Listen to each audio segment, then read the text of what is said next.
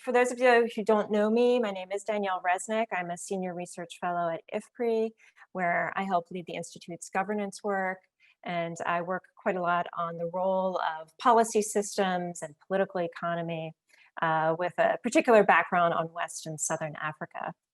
And so as I alluded to, I'm just going to give an overview about the importance of not just doing, very good technical research, but why it's important to think about the influence that it can have. And I've highlighted in red the I and the PRCI because that is the influence component of our work. And then I will give just a sneak peek of some of the upcoming workshops that we're planning to do with our Centers of Policy Learning that Dave mentioned, our CPLs. So I think first it's important to always be thinking about the objectives of our research. And we can have many reasons why we do research, but one can be just getting an issue onto policymakers' agenda, onto their radar screen. Maybe an issue that hasn't been talked about very much in a particular country or policy setting, but it is very relevant and researchers want to grab the attention of policymakers on this issue. Alternatively, we could be talking about something that has been on the agenda for a while. There's been some discussion about different policy interventions, and we want to think about influencing the policy design of these interventions. Have policymakers think about the costs and benefits. We know there's often trade-offs between creating jobs versus alleviating poverty, or stimulating dietary diversity versus having sustainable environmental outcomes. So how do we weigh these different costs and benefits and help policymakers see these different trade-offs? Or alternatively, we may be thinking about pushing for a better implementation of an existing policy that's on the ground to make sure that perhaps farmers or consumers or small and medium enterprises are better benefiting from policies that governments have already adopted. So I think overall, just thinking at the outset, what is the objective of our research helps us to be more intentional in thinking about who we target, when, and how. I think also something that we'll be doing in the workshops and thinking about at the outset now is important to think about what are some of the reasons why we don't often get our research into the policy domain or don't get the influence that we hope to achieve.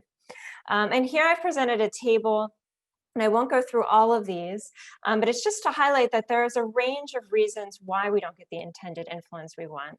And these reasons can be almost aligned on a spectrum from easiest to hardest. And we can think about different strategies, and we will be thinking about these in our upcoming workshops, about how to overcome some of these barriers.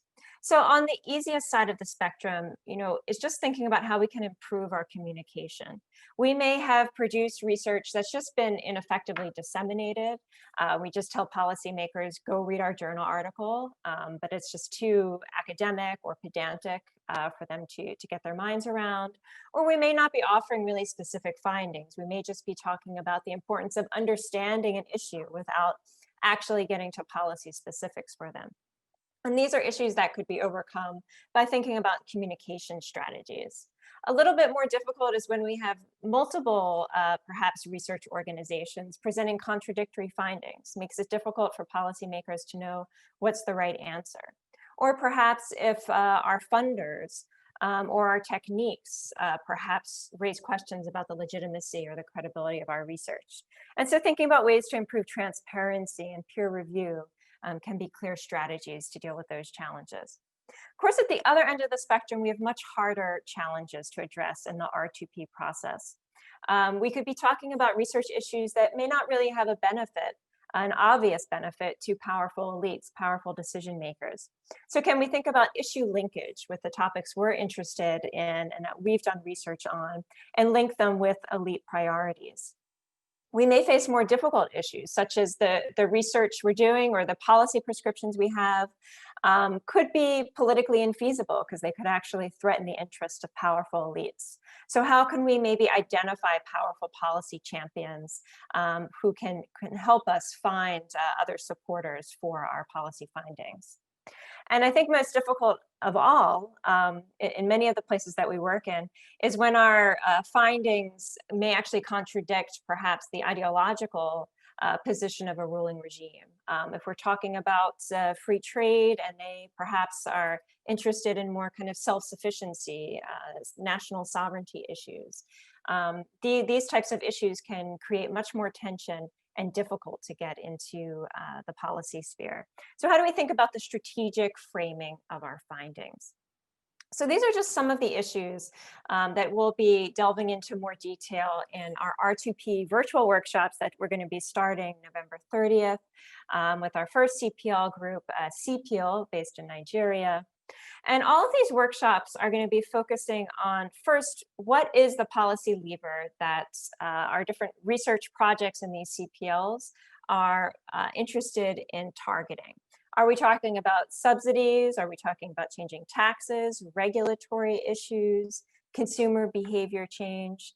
Thinking about these different policy levers helps us also to think about who we should be targeting along the process, and also what is the stage of the policy process that we're interested in. We'll be using something we've developed called the kaleidoscope model. And this model just helps us think a little bit more about, are we trying to do what I said at the outset? Are we trying to get our research just to shift the agenda, get something on the radar? Or are we trying to talk about costs and benefits more related to the design? Are we trying to shift the implementation a little bit based on the resources and skills and state capabilities that we have in a particular setting? So we'll be looking at what are the policy levers we're talking about, what is the stage of the policy process. Then, as I alluded to, who should be targeted? We think a lot about, who are the main power decision makers in the policy process. And these are what John Gaventa has called those who have visible power. And we'll be using Gaventa's power cube in these workshops to think about other types of power as well that we should be targeting. Who may have hidden power? Those who really have a stake in who gets to the decision-making table. And then other things such as invisible power. These are kind of the ideologies and norms that shape our thinking about what policies are prescribed and allowable. And then we'll think about, when should we be engaging policymakers? Do we need to be conscious of the electoral cycle, the budget cycle, the farming calendar? So when does it make sense to be engaging with policymakers, and how should they be mobilized?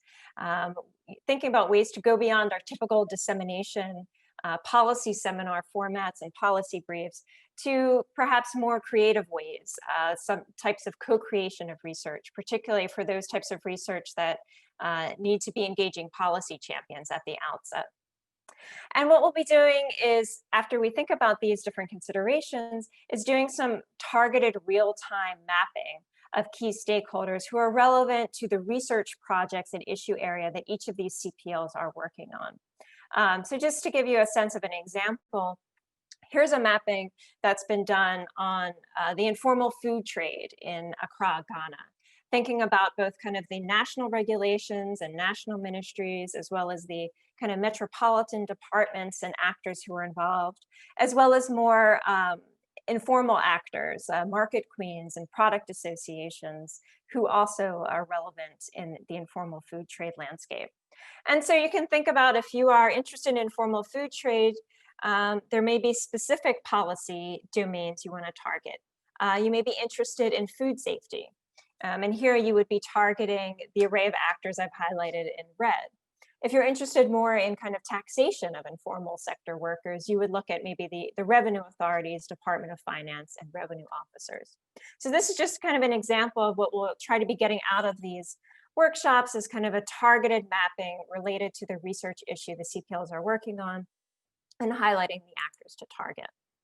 And then lastly, we'll be coming out of these workshops by developing an outreach strategy that will be done in conjunction by the CPL researchers and their mentors from IFPRI and MSU. And these strategies will be revisited at regular intervals and will be tightly focused on three key issues. First, who's the audience? What is the timing in which we should be engaging in our outreach? And then what is the framings or various frames and narratives we should be using depending on who we want to target. So overall, the whole intent of this R2P component of PRCI is really for us to be more intentional in thinking about what is the purpose of our research, the content of our findings, and how the policy setting in which we're operating makes a difference to whether we actually get the influence that we would like to see.